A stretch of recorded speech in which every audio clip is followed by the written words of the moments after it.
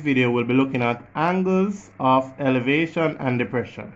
Alright, so the angle of elevation is the angle between the horizontal and the line of sight.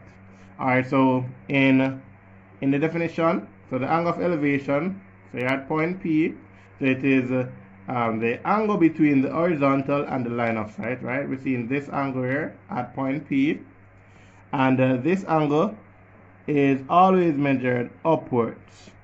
So the angle of depression is the angle between the horizontal, going this direction, and the line of sight, and it is always measured downwards, right? And so both the angles of elevation at point P and the angle of depression at point Q are equal, right? As there are alternative angles, you can see here. Alright, so we have an example to show how to solve using the angle of elevation, and it can also be reversed, right? So we're at point P, and we know the angle of elevation is 30 degrees. The distance is 20 meters from the tree, and we're trying to find the height.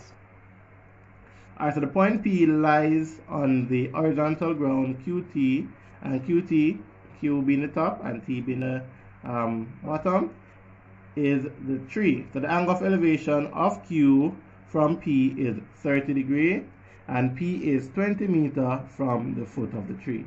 Alright, so in this right angle triangle, PTQ, we're going to use the trig ratio, which is tan, and we know tan is equal to opposite over adjacent, right? And we have this opposite angle, we have this adjacent angle. Alright, so we H was the unknown figure, and we have the adjacent, which is 20 meters. So we say tan 30 is equal to H over 20, and we're going to solve for H. So H is equal to tan 30 multiplied by 20.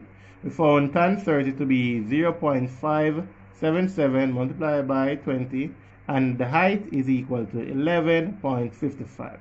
So we are able to find the height, which is 11.55, and we have the distance of point P from the tree being 20 meters.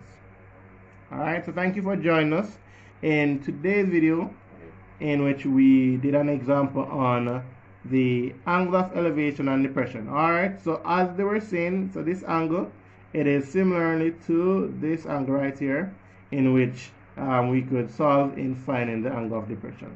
Alright, so join us on our next episode, in which we shall dig further on this. Thank you.